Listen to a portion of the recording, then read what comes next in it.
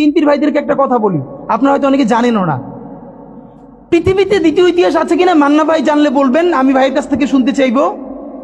জিয়াউর রহমান তো একজন সামরিক শাসক ছিলেন। একজন সামরিক শাসক সামরিক ফরমান জারি করে দেশে গণতন্ত্র ফিরেছে, পৃথিবীতে এই নজির নাই যেটা জিয়াউর রহমান করছেন। আপনারা কি জানেন এই যে জিয়াউর রহমান গণতন্ত্র ফিরাইলেন, যার মাধ্যমে আওয়ামী লীগও রাজনীতি করার সুযোগ পাইল বাকশালের পর, সেটা কিসের মধ্য দিয়ে? তখন তো সংসদ নাই, সংবিধান তো সংশোধনও করা যাইতেছিল না। কিসের মধ্য দিয়ে? জিয়াউর রহমানের সামরিক ফরমানের মধ্য দিয়ে। পৃথিবীর একমাত্র একজন সামরিক শাসক যিনি ফিল করলেন না সামরিক পন্থা দিয়ে করা যাবে না, গণতন্ত্রে ফিরতে হবে। এবং দেখেন হাসিনারে এবং আওয়ামী লীগের চরিত্রটাই হলো এইরকম, এর যে একটু ভালোবাসে তারই সে হত্যা করে। শহীদ প্রেসিডেন্ট জিয়াউর রহমান শেখ হাসিনাকে দেশে আসার অনুমতি দিছিলেন, সুযোগ দিছিলেন এবং বলছে থাক সবাই রাজনীতি করুক। আসার 1 মাসের মধ্যে জিয়াউর রহমান শহীদ হয়ে গেছে, 13 দিনের মধ্যে। এবার দেখেন এই যে আমরা এখন যারা সবাই করতেছি, সুতরাং এটা একটা বিষ। এই বিষের সাথে আমরা কিভাবে লড়াই করব? জাতীয় ঐক্যমত্য তৈরি করতে হবে। সুতরাং পলিটিক্যাল পার্টি এবং সবার প্রতি একটা কথা, প্লিজ আপনারা বিএনপিকে শতভাগ কর্নার করে দিন না। বিএনপি এই আধিপত্যবাদ বিরোধী লড়াইয়ের জন্য আমাদের একটা বড় শক্তি। এই শক্তিকে এত বেশি কর্নার করা যাবে না যাতে তারা গিয়ে আওয়ামী লীগের হাত ধরে ফেলে। তারা যদি আওয়ামী লীগের হাত ধরে ফেলে তাহলে লড়াইটা তো আমাদের জন্য আরো কঠিন হয়ে যাবে। বরং বিএনপির প্রতি আমাদের চ্যালেঞ্জ হলো, যেই বিএনপি বাকশালী সংবিধানের প্রতি প্রেম দেখাবে তারে শহীদ জিয়ার ছবিটা সামনে এনে বলতে হবে যে এই বাকশালী সংবিধান তো জিয়াউর রহমানই ছুঁড়ে মারছিল। বেগম জিয়া বলেছেন এই সংবিধানকে ছুঁড়ে ফেলা হবে। ওমা এখন বেগম জিয়ার চেয়েও নতুন বিএনপি আসছে, বেশি প্রেমের বিএনপি। যেই শহীদ প্রেসিডেন্ট জিয়াউর রহমান ইসলামোফোবিক জায়গা থেকে বাংলাদেশের মুসলমান, বাঙালি মুসলমান সব আইডিয়াকে ধারণ করে বাংলাদেশের জাতীয়তাবাদ তৈরি করলেন। এখন একটা নতুন বিএনপি গজাচ্ছে, কেউ চেষ্টা করতেছে পুরো বিএনপিটাকে একটা ইসলামোফোবিক বিএনপি করা। এ কি ভাই, ইসলামোফোবিক বিএনপি সে কোথায় যাবে? সে কি দিল্লি যাইতে চায়? আমাকে আমাদের বিএনপির এক আপা টকশোতে বলল, তিনি লজ্জায় মরে যান। একটা মেয়ে কিভাবে এরকম একজনের বাসার সামনে বকাঝকা করতে পারে? তার মেয়ের সামনে তিনি এখনো যদি ধমক দেন মেয়ে কান্না করে ফেলবে। আর তার মেয়ের বয়সী মেয়েরা রাস্তায় এসে তারপর এরকম গালিগালাজ করতেছে একজন বয়োবৃদ্ধ মানুষকে। মানে মনে চায় কি, মাঝে মধ্যে মনে চায় আপনি কিছু বলবেন না, চক্ষু বন্ধ করে থাকবেন। মানে আমি উঠে বলবো করে যে আপনার এই মেয়ে ঠিকই তো আছে, ও তো জুলাইতে রাস্তায় নামে নাই। যেই মেয়ে গালিগালাজ করে ও তো জুলাইতে নামে ওর ঘর সংসার হারানোর পালা হয়েছে। একটা মেয়ের স্টেটমেন্ট দেখছেন, একটা মেয়ে বলতেছে যে আমি তো ইন্টার ফেল, টাইনে টুইনে পাস করছি, আমি কোটা মোটা দিয়ে কি করব? কি ভীষণ সত্য উচ্চারণ, বলতেছে এই কোটা দিয়ে আমি কি করব? আমি তো টাইনে টুইনে ইন্টার পাস করছি, আমি ফেল করছি, আমার কয়দিন পর বিয়ে হয়ে যাবে। কিন্তু আমার ভাইয়ের রক্ত দেখে আমি থামতে পারি না, আমি রাজপথে নামে আসছি। তা আপনারা রাজনীতিবিদরা যারা এই কথা বলেন না, আপনাদের বাচ্চারা ও লেভেল এ লেভেল পড়ে, এরপরে বিদেশ চলে যায়। যে কয়দিন ক্ষমতায় থাকেন দেশে এসে ঘুরে ফিরে আবারও বিদেশ চলে যায়। তা আপনার বাচ্চা তো বাংলাদেশে থাকেও না, বাংলাদেশে পড়ার। এবং দেখেন ছাত্র রাজনীতির পক্ষে তারা মরে যায়। একটা বাংলাদেশের পারলে আপনারা বলেন প্রধান সারির কোন রাজনৈতিক দলের কোন নেতার সন্তানেরা তার দলের ছাত্র রাজনীতি করে? একজন বলেন যে প্রত্যেকটা রাজনৈতিক দলের প্রথম 5-10 জন নেতার নাম বলেন। আমরা বলেছি ছাত্র রাজনীতি থাকতে হবে, এই লেজুরবাদী ছাত্র রাজনীতি না, ক্যাম্পাসে ছাত্র সংসদ হবে। কিন্তু খুব যুক্তি দেওয়ার চেষ্টা করেন। তখন যখন বললাম যে আপনার সন্তান কি ছাত্র রাজনীতি করে, যদি বিএনপি হন আপনার ছেলে কি ছাত্রদল করে, যদি জামাত হন আপনার ছেলে কি ছাত্র শিবির করে, কোনোভাবে ইন্টার পাস পর্যন্ত করে, তারপর তো বিদেশ পাঠাই দেন। আপনার নিজের ছেলের এত ভালোবাসেন, মেয়েরে ভালোবাসেন, বিদেশ পাঠাই নিরাপদ রাখেন, আর এইখানে অন্যের সন্তানরা এসে জীবন যুদ্ধ করাইতেছেন যে খুব দেশ উদ্ধার করতেছেন। এইসব ভণ্ডামির একটা পর্যায়ে থাকে, এগুলো বন্ধ করতে হবে। এখন যেটা ব্যাপার, আপনারা এই যে ইসের ব্যাপারে দেখেন, গত 1 বছরের ব্যাপারে আপনাদেরকে বিনীত আকারে বলি, মিডিয়ার ভাইয়েরা যেটা করছেন না, গত 1 বছরে বাংলাদেশে তো গৃহযুদ্ধ হওয়ার কথা ছিল, 1000 বার বলেছি। আওয়ামী লীগ নিজে বলেছে তার পতন হলে 5 লক্ষ মানুষ মারা যাবে। এটা সে কেন বলেছে? এটা শুধু এই কারণে বলে নাই আওয়ামী লীগকে ভয় দেখানোর জন্য না, সে জানে অনেস্টলি সে কত মানুষকে গুম করেছে, খুন করেছে, হত্যা করেছে। এই প্রত্যেকটা পরিবারের একজন করে মানুষ যদি আওয়ামী লীগের বিরুদ্ধে রুখে দাঁড়ায় তাহলে তো আওয়ামী লীগের এখানে আও থাকার কথা না। আপনি ভাবেন পিলখানা থেকে শুরু করেন যতজন অফিসার, সাপ্লায় যত গণহত্যা, এরপরে নিরাপদ সড়ক আন্দোলন থেকে শুরু করে প্রত্যেকটা জায়গায়, সর্বশেষ জুলাইয়ে মিনিমাম যে 1500 শহীদ, এই প্রত্যেকটা শহীদ পরিবার থেকে একজন যদি জান বাজি রেখে নামে তাহলে এখানে কি অবস্থা হওয়ার কথা ছিল বলেন? অথচ অবাক হই, এইরকম গণহত্যার পরেও জুলাইয়ের শহীদের কোনো পরিবার কোনো রিভেঞ্জ নিল না। এবং এখানে অবশ্যই বিএনপি, জামাত ইসলামী, অপরাপর প্রধান রাজনৈতিক দলকে আমরা ধন্যবাদ দিয়েছি। তারা অত্যন্ত বিচক্ষণতার পরিচয় দিয়েছে, তারা রিভেঞ্জ নেয় নাই, মানুষকে দমিয়ে রেখেছে। কিন্তু এই গত 1 বছরে, এবং খেয়াল করেন মবের একাডেমিক সংজ্ঞা যদি ধরি, আমাকে খালেদ মহিউদ্দিন ভাইও জিজ্ঞেস করবার চেষ্টা করলো একই টকশোতে, মানে মব কি মানে হইল, মবের এখন ভালো সংজ্ঞা হইছে যেইটা আপনার বিরুদ্ধে হবে, এই এস্টাবলিশমেন্টের বিরুদ্ধে, সেইটি হইল মব। আর যেইটা আপনার শত্রুর বিরুদ্ধে হবে ওইটা মব না, ওইটা হলো মুক্তিযুদ্ধ। বাংলাদেশের স্বাধীনতার ইতিহাসে সব থেকে নিকৃষ্টতম ভয়াবহ মবের নাম শাহবাগের সন্ত্রাস। যেই শাহবাগের সন্ত্রাসের মধ্য দিয়ে বাংলাদেশের প্রথম বিপরীত রাষ্ট্রকল্প তৈরি করে এখানের প্রত্যেকটা রাষ্ট্রীয় প্রতিষ্ঠানকে ধ্বংস করা হয়েছে।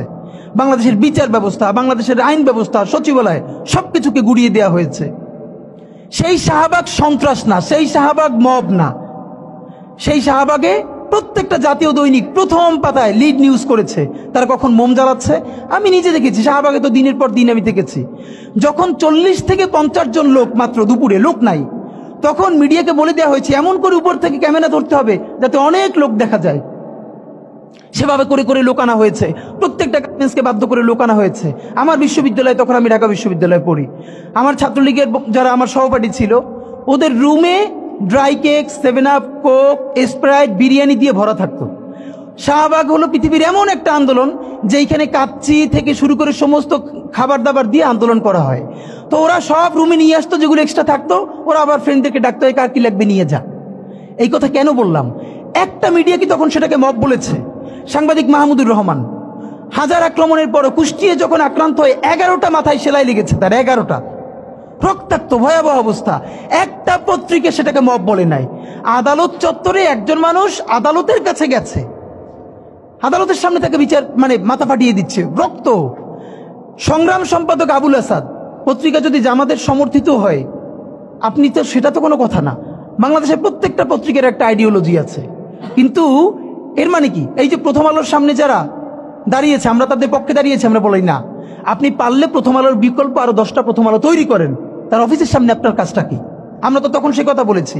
কিন্তু এই যে সবাই মব বাজরা, যারা মব ট্রেডিং করছেন, তারা সম্পাদক আবুল আসাদের রুমে ঢুকে, একটা পত্রিকা অফিসে সব থেকে বয়োজ্যেষ্ঠ সম্পাদক ছিলেন উনি বাংলাদেশের, দাড়ি ধরে টেনে মুক্তিযুদ্ধ মঞ্চের সন্ত্রাসীরা তাকে বের করে তারপরে থানায় নিয়ে গেছেন।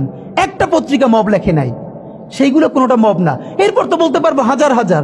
কিন্তু এই যে কোন বাচ্চারা গালি দিচ্ছে, কাকে দিচ্ছে? যেই বাচ্চার একটা চোখ নাই, ইন্টারে পড়ে, এখন সে ভর্তি হবে ভার্সিটিতে, অন্য চক্ষু কাজ করছে না, হাত নাই, পা নাই, তার মধ্যে ভীষণ ট্রমা কাজ করে। এই রাষ্ট্রের প্রধান কাজ কি ছিল? রাজনৈতিক দলগুলোর রাষ্ট্রকে বাধ্য করা, আমাদের যেই সব ছেলেমেয়েরা চোখ হারাইছে, চিরতরে অন্ধ হইছে, পঙ্গু হইছে, রক্তের সাগরের মধ্য দিয়ে হইছে, ওদেরকে দিনের পরে দিন কাউন্সিলিং করা। ওরা এখনো ট্রমাটাইজড। ওদেরকে স্কুলে, কলেজে, ইউনিভার্সিটি দিনের পরে দিন কাউন্সিলিং করা উচিত ছিল। আপনি কাউন্সিলিং করেন নাই, ওদের পুনর্বাসন করতে পারেন নাই, শহীদদের পরিবারের পুনর্বাসন করতে পারেন নাই। এখন এই ছেলে মেয়েগুলো দেখে যে এই রক্তের মধ্য দিয়া সে চিরতরে অন্ধ হইছে, পঙ্গু হইছে, এখন তার ন্যূনতম বিচারই শুরু হয় নাই। বিচার নাই, সংস্কার নাই, সে বরং দেখতে পাইতেছে সেই আগের পুরনো আওয়ামী লীগ জিকে বসতেছে, যাতে তার মনে হইতেছে সে যে এবার অন্ধ হয়ে বাইচে আছে, সেটাও হয়তো বাইচে থাকতে পারবে না, এবার হয়তো তাকে হত্যা করে ফেলা হবে। সেই রিয়েকশনে সে কাউকে গালি দিচ্ছে। এই গালিকে আপনার এত অপবিত্র মনে হয়, কিসের সাথে তুলনা দেন? গত 15 বছর, যার তুলনা একমাত্র জাহান্নামের সাথে হইতে পারে। তো আপনারা কি বুঝাইতে চান আমাদেরকে? এগুলো মনে করেন আমরা বুঝি না? নাম ধরে বললে পলিটিক্যাল পার্টিগুলো বেশি প্রেসার ফিল করে। আমার হেড বিভিন্ন টিভি থেকে ফোন করে বলে, ভাই আপনার সাথে তো অমুক দলের অথবা অমুক দলের কেউ আসতে চায় না। এখন এই জন্য আমার কি হয়েছে, তারা যাতে একটু ট্রাস্ট পান, একটু কনফিডেন্স পান, এই জন্য কথার উত্তর দিই না। আমার এক বড় ভাই টকশোতে বললেন, তুমি থাক, ওনারা মুরব্বী মানুষ, তুমি যদি 2 শব্দ কম বলো তোমার জীবন পইরিয়াছে, কিছু হবে না। তাই ওনাদেরকে 2 শব্দ কম বলতে বলতে ওনারা এমনই হয়েছে, ওনারা মাইনেই নিতে পারে না যে এই বাচ্চারা না থাকলে ওনারা যে এখনো জেলে থাকতো অথবা বাড়ি বাড়ি পালাইতো, এইটা ওনাদের ভুলেই গেছে 1 বছরে। তো সেই বাচ্চার গালিগালাজরে আপনার এত খারাপ লাগে? আমি বলেছি সমস্ত গালিগালাজ বন্ধ হয়ে যাবে। আমি এখন আপনারা চাইলে, আমার কাছে একাডেমিক থিসিস আছে কেন গালি দেওয়া যাবে। শুধু গালি দেওয়াই যাবে না, এই গালি কেন বৈধ এমনি তো বলা যাবে না, যে একাডেমিক থিসিস আছে। আমি আন্দাজে কথা বলি না, আমি একটা বিশ্ববিদ্যালয়ে পড়াইও, তো এইটা আমি বলতে চাই না। তখন আবার বলবেন যে গালিকে প্রমোট করে। কিন্তু হ্যাঁ, আপনার চোখের সামনে শহীদ রিয়াগোপ এর বুলেটটা ভিতর থেকে ঢুকে এরপরে পিছনের ওয়ালে গিয়ে লিখেছে সে ওয়াল 2 ইঞ্চি ছিদ্র হয়ে গেছে। এই রাষ্ট্রের এমন কোনো লিথাল ওয়েপন আর্মির কাছে, পুলিশের কাছে, বিজেপির কাছে ছিল না যেইটা সাধারণ নাগরিকের উপরে এই হাসিনা ব্যবহার করে নাই। আপনার বুকের মানিক আপনার সামনে বসে কলিজে ছিঁড়ে ওয়াল ছিদ্র হয়ে গেছে, তখন আপনি রবীন্দ্রসঙ্গীত গাইবেন? আপনি কি করবেন তখন? এখন মুশকিল হলো এই গালি নিয়ে যারা কথা বলে তার কোনো সন্তান শহীদ হয় নাই, তার বাবা মাও শহীদ হয় নাই, কেউ অন্ধ হয় নাই, পঙ্গু হয় নাই, তাই গালি এত বিষ লাগে, আর আওয়ামী লীগ তার মধুর মতো লাগে। তো এখন আমি সর্বশেষ যে কথাটা বলতে চাই, আপনারা একটা মিডিয়ার ভাইয়েরা কাইন্ডলি চেষ্টা করে দেখেন, এই যে গৃহযুদ্ধটা হওয়ার কথা ছিল হইল না, তো অশান্তি তো কিছু থাকবেই, আমরা তো রাষ্ট্র গঠন করব, এরপরও তো তুলনামূলক অনেক কম হচ্ছে। কেউ একটা মিডিয়া কেন বলতেছে না 1971-এর মহান মুক্তিযুদ্ধের পর 72 থেকে 75 বাংলাদেশে যেই পরিমাণ মব সন্ত্রাস হয়েছে, যেই পরিমাণ কেওয়াস হয়েছে, ইতিহাসে তা আর হয় নাই। তার সাথে জড়িত ছিল কারা? এই যে মুজিব বাহিনীর গুন্ডারা। আমার বাবা আমার মা বলেছে মুক্তিযুদ্ধের পরে যে অস্ত্রগুলো জমা দেয়া হয় নাই, সেই জমা না দেয়া অস্ত্র থেকে প্রত্যেকটা বাড়িতে বাড়িতে ছিনতাই, রাহাজানি। আমার মায়ের আজকে এই কথাটা বলি, আমার মা বলতেছেন আমার নানা একজন সম্ভ্রান্ত আলেম, তিনি যেখানে থাকতেন মুক্তিবাহিনী এবং পাকিস্তান বাহিনী কেউই তাকে কখনো আক্রমণ করেন নাই তার সম্মানে। আমার মা খালারা বাসায় ছিলেন, তাকে পুরো এলাকাবাসী দেখিয়ে রেখেছে। বাট মুক্তিযুদ্ধের পরে আমার মা বলেছে, তখন তার বয়স 16, আমার মা আমার খালা এবং এলাকার অনেক মেয়েদেরকে যাদের চেহারা একটু ভালো ছিল তাদের গায়ে কালি মেখে তারপরে অনেক সময় মাটির নিচে বাংকার বানিয়ে বা বিভিন্ন জায়গায় রাখা হতো তাদের সম্ভ্রম রক্ষা করবার জন্য। এই মুজিব বাহিনীর গুন্ডারা সেগুলো করেছে না?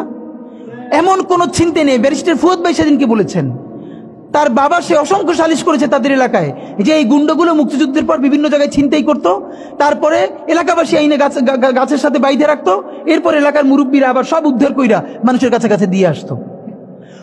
হওয়ারই কথা ছিল একটা নতুন রাষ্ট্র, আইন শৃঙ্খলা বাহিনী প্রতিষ্ঠিত হয় নাই, প্রচন্ড কেওয়াজ হবে, তারপরে নতুন রাষ্ট্র গঠন করতে হবে, আইন শৃঙ্খলা বাহিনী ঠিক করতে হবে, স্বাভাবিক তো। তাহলে মুক্তিযুদ্ধের পরের কেওয়াজ যদি আপনার কাছে মব না হয়, তাহলে এরকম তুমুল গণহত্যার পরে যখন গৃহযুদ্ধ হয়ে যাওয়ার কথা সেইটা হয় নাই, বরং এখনো এখানে এস আলম হাজার হাজার কোটি টাকা নতুন করে হাসিনার সাথে মিটিং করেছে, ইলেকশনের আগে বড় বড় ফিগারকে এখানে অ্যাসাসিনেশন করা হবে, গুপ্ত হত্যা করা হবে। পুরো এখানে ভারতীয় আধিপত্যবাদ এখানে সব থেকে বেশি অ্যাক্টিভ আছে। এখানে আওয়ামী লীগের হাজার হাজার কোটি টাকা, তার সচিবরা, তার পুলিশরা, তার পান্ডারা সব রয়ে গেছে। আর্মির মধ্যে একটা বড় অংশ রয়ে গেছে, কোনো সংস্কার করা হয় নাই, তারা বারবার স্যাবোটেজ করবার চেষ্টা করছে, এই রাষ্ট্রকে এই সরকারকে ফেল করানোর চেষ্টা করছে।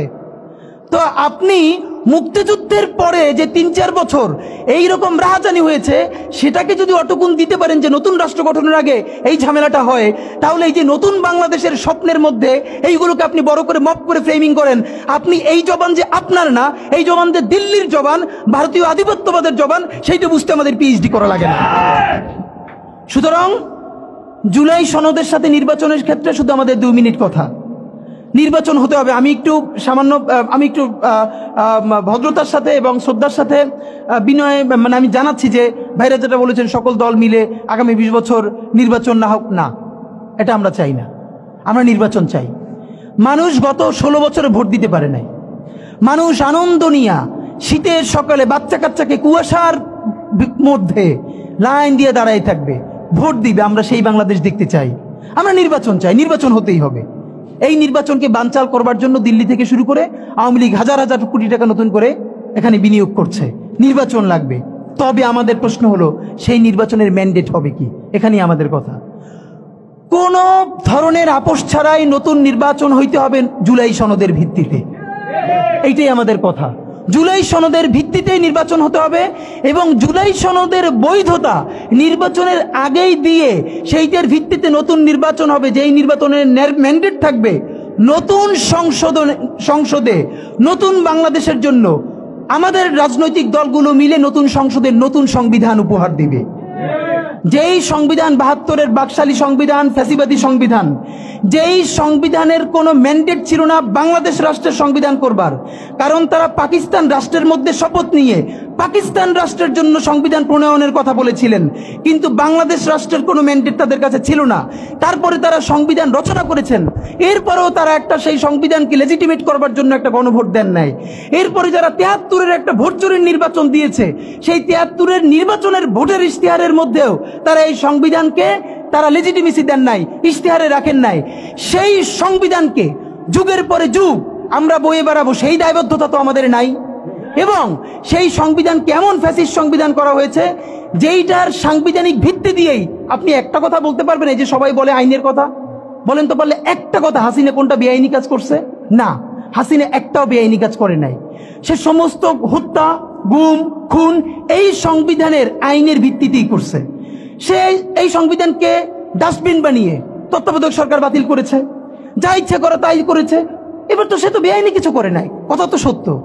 আমার বিএনপির ভাইদের প্রতি শুধু একটা আফসোস লাগে, কারো কারো দেখি 72-এর সংবিধানের প্রতি তাদের কি গভীর প্রেম, যেই সংবিধানের মধ্য দিয়ে বাকশাল এসেছে, যেই সংবিধান গণতন্ত্র হত্যা করেছে। আজকে বিএনপির